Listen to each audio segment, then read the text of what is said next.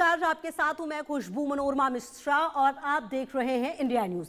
कल मतगणना के साथ ही 5 राज्यों की राजनीति का भविष्य तय हो जाएगा, लेकिन इस बार चर्चा सिर्फ एग्जिट पोल की नहीं बल्कि ग्रह नक्षत्रों की चाल की भी है। पश्चिम बंगाल, आसाम, तमिलनाडु, पुडुचेरी, केरलम में कल ईवीएम से जनादेश निकलेंगे और वो किस राज्य का बॉस कौन है ये तय कर देंगे। लेकिन सबसे ज्यादा नजरें पश्चिम बंगाल पर टिकी हैं, जहां सत्ता की जंग बेहद दिलचस्प मानी जा रही है। ज्योतिषी गणना के अनुसार इस समय शनि कुंभ राशि है, वहीं गुरु मेष राशि में है, जो नए अवसर और नेतृत्व परिवर्तन की संभावनाओं को मजबूत करता है। पश्चिम बंगाल में चंद्रमा की स्थिति मतगणना के दिन निर्णायक मानी जा रही है। चंद्रमा का प्रभाव जनता की भावनाओं पर होता है और यह संकेत दे रहा है कि मुकाबला बेहद कड़ा रहेगा, लेकिन सत्ता पक्ष को कड़ी चुनौती मिल सकती है। ज्योतिषियों के अनुसार यह चुनाव सिर्फ राजनीतिक चुनाव नहीं बल्कि ग्रहों की चाल का भी खेल है। कई सीटों पर बेहद मामूली अंतर से जीत हार तय हो सकती है। हालांकि यह भी सच है कि लोकतंत्र में अंतिम फैसला जनता के वोट से होता है, लेकिन इस बार सितारे भी कुछ अलग कहानी कह रहे हैं।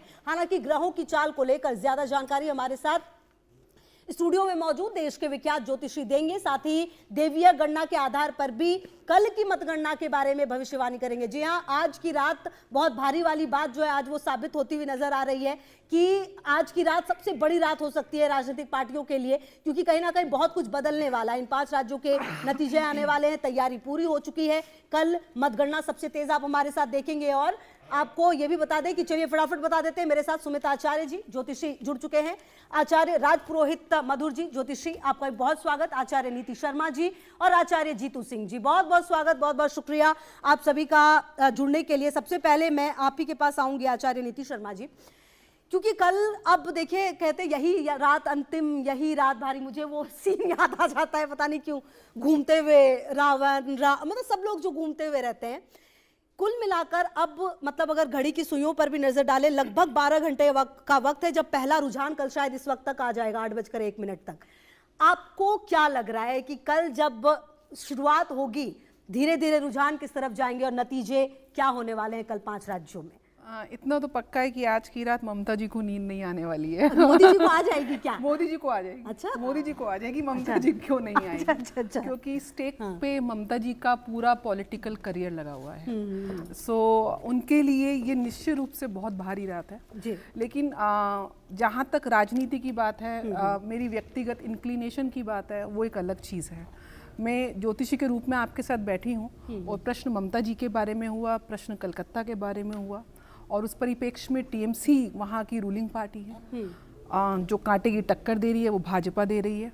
कांटे की टक्कर जो उनके अगेंस्ट जो दिखते हैं उम्मीदवार, हालांकि भाजपा में सीएम फेस अभी उन्होंने घोषित नहीं किया, वो कभी घोषित करते नहीं है, लेकिन अगर ग्राउंड रिपोर्ट देखें तो शुभेंदु अधिकारी, शुभेंदु अभी सबसे आगे।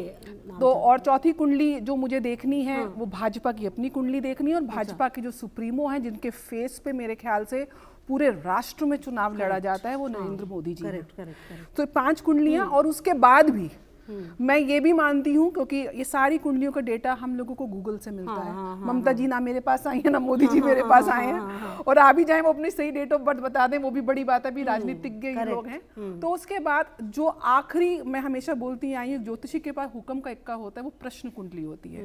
प्रश्न कुंडली का मतलब है कि जिस समय हम प्रश्न करते हैं उस समय आकाशीय पिंड में, स्काई मैप में हर ग्रह कौन सी राशि से गोचर कर रहा है, उसका एक तरीके से स्नैपशॉट हम इन 12 ग्रह जो कुंडली का आधार बनाते हैं उसमें बन जाता है।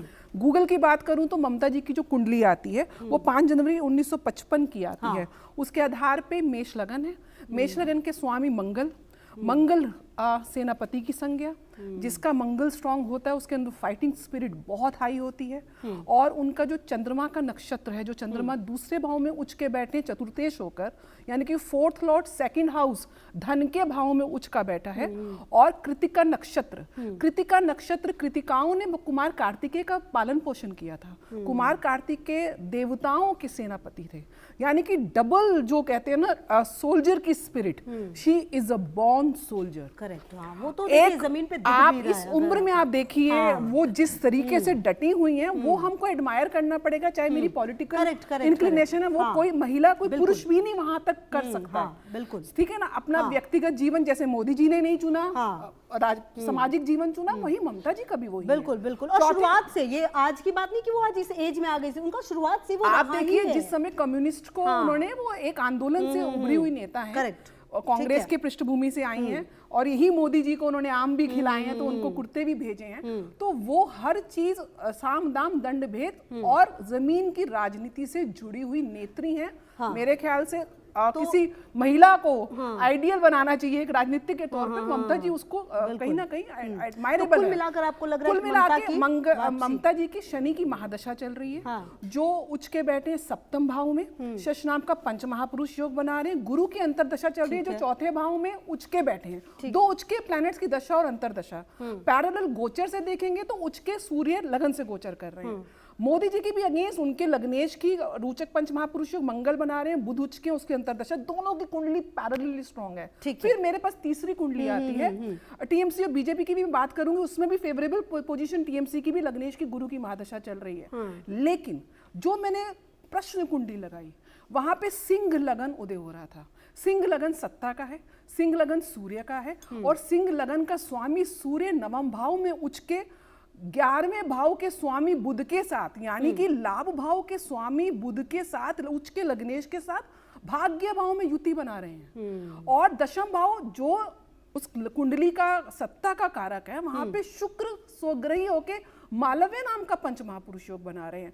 चंद्रमा उसके अंदर ताजिक शास्त्र के सूत्र लगते हैं, उसमें फास्ट मूविंग और स्लो मूविंग प्लैनेट की आपस में प्लेसमेंट देखी जाती है। ठीक है। तो यहाँ पे लग्नेश के साथ शुक्र की इत्तिसाल, चंद्रमा बना रहे हैं इत्तिसाल, तो कुंभुल योग भी बन रहा है।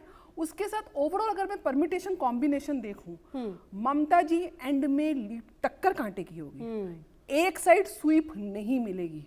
टक्कर कांटे की होगी, जो भी विपक्ष में आएगा वो भी अच्छी सीटों से आएगा। BJP as a strong opposition party उभर कर आएगी। अच्छा, ओपोजिशन में होगी बीजेपी? मेरी गणना ये कहती है गणना, एंड में जब रिजल्ट्स आएंगे तो ममता जी लीड ले जाएंगी। बाकी अगर नहीं लेके जाती और मेरी गणना गलत होती है तो आपके मन से कह रही हूँ, मुझे ज्योतिष में रिसर्च करने की आवश्यकता है। ठीक है, चलिए फाइन। मैं अब आचार्य राज पुरोहित जी के पास भी आती हूँ, उसके बाद फिर सुमित जी और आपके पास भी जीतू जी आती हूँ। आचार्य राज पुरोहित जी, आप कितना इत्तेफाक रख रहे हैं नीति जी की बातों से, और इनफैक्ट आपको क्या लग रहा है कि पश्चिम बंगाल में जो वापसी है, क्या वो ममता बनर्जी की हो रही है, या फिर जितनी मेहनत बीजेपी ने की है ग्राउंड पे जाकर, जो जितने जनप्रतिनिधि उनके वहां पर पहुंचे हैं, क्या प्रधानमंत्री मोदी, क्या गृह मंत्री, क्या योगी आदित्यनाथ, क्या हिमंता, खुद की भी किस्मत उनकी दांव पर है, तो क्या लग रहा है आपको पूरा जो राजनीति के हिसाब से अगर देखें पांचों राज्यों में? स्वदेशे पूज्यते राजा, इस लाइन में किसी भी प्रकार का कोई संदेह नहीं है। कल जो सरकार बन रही है, यानी कि बंगाल की देखी जाए तो उसमें एक जो भगवती काली की कृपा है ममता जी के ऊपर, वो पुनः सत्ता में आसीन होंगी और इसमें कोई दो राय नहीं है। दूसरी बात यह कि कल की अगर कुंडली का विश्लेषण किया जाए कि